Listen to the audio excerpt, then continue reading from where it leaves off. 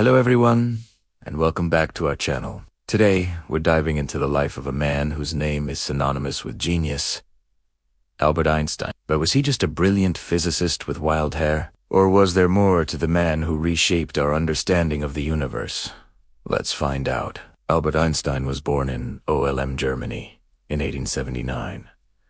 As a child, he wasn't the prodigy you might expect. He was a late talker, and some of his teachers even thought he wouldn't amount to much. But a single moment changed everything. When he was about 5 years old, his father showed him a simple pocket compass.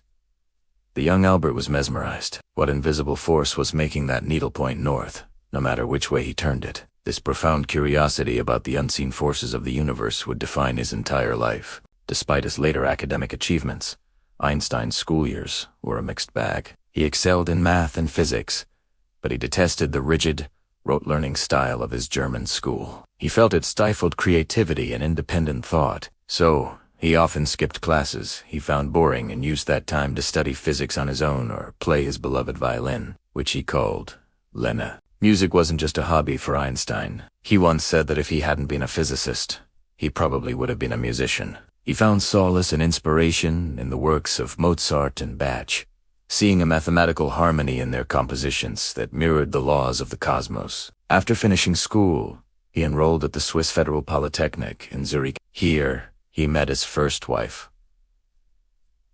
Mileva Marek, a brilliant physics student in her own right. After graduating, however, Einstein struggled to find a teaching job. Many professors found him a bit rebellious and unconventional. Desperate for work, he took a position as a patent clerk in Bern, Switzerland. This seemingly mundane job turned out to be a blessing in disguise. The work was straightforward enough that it left him with plenty of time to think. And think he did. In the quiet halls of the patent office, Einstein began to ponder the very nature of space, time, light, and gravity. The year 1905 would become known as Einstein's Annus Mirabilis, or miracle year.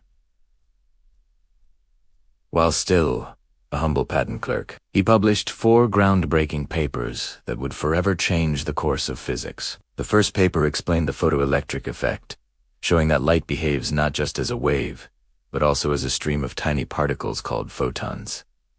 This idea laid the foundation for quantum theory and would eventually earn him the Nobel Prize in Physics in 1921. Another paper proved the existence of atoms by analyzing the jerky, random motion of particles suspended in a liquid, a phenomenon known as Brownian motion. A third paper introduced his special theory of relativity, which proposed that the laws of physics are the same for all non-accelerating observers, and that the speed of light in a vacuum is constant. And then there was the fourth paper. Almost as an afterthought, he added a short supplement that contained the most famous equation in history, E equals mc. This simple yet profound formula revealed a fundamental relationship between energy and mass. It showed that a tiny amount of mass could be converted into an immense amount of energy, a principle that would later unlock the power of the atom. In a single year, working mostly in his spare time, Einstein had revolutionized our understanding of reality. But he wasn't done. For the next decade, Einstein worked tirelessly to expand his theory of relativity to include gravity. The result was his masterpiece, The General Theory of Relativity, published in 1915. He proposed something truly radical.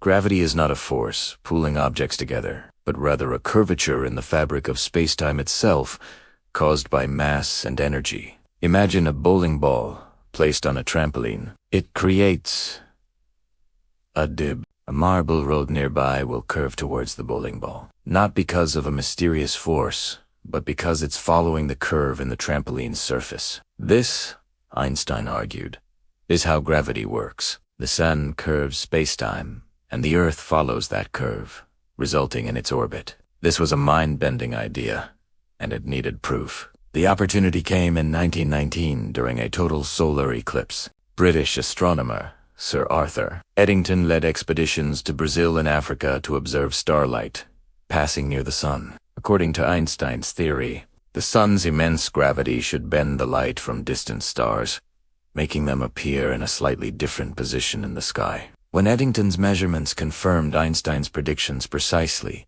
The news spread like wildfire. The headlines around the world declared a scientific revolution, and Albert Einstein became an overnight global celebrity. He was no longer just a physicist. He was an icon, a symbol of human intellect.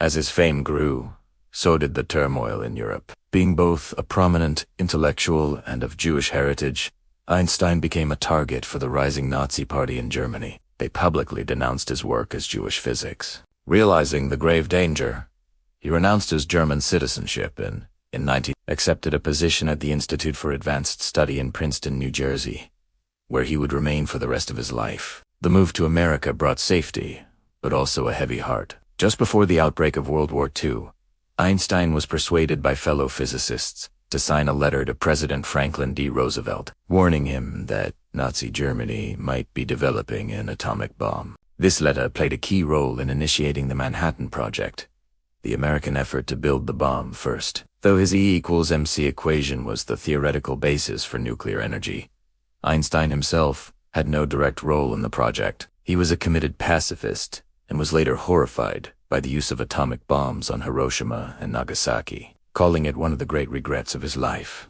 He spent his later years advocating for nuclear disarmament and world peace, warning humanity about the dangers of its own creations. Beyond his scientific and political life, Einstein was a complex and deeply human figure. He had a playful sense of humor, famously sticking his tongue out at a photographer who asked for a serious portrait. He was a passionate sailor, though notoriously bad at it, often needing to be rescued. He valued simplicity, rarely wore socks, and believed that imagination was more important than knowledge. "Knowledge is limited," he said, "whereas imagination embraces the entire world."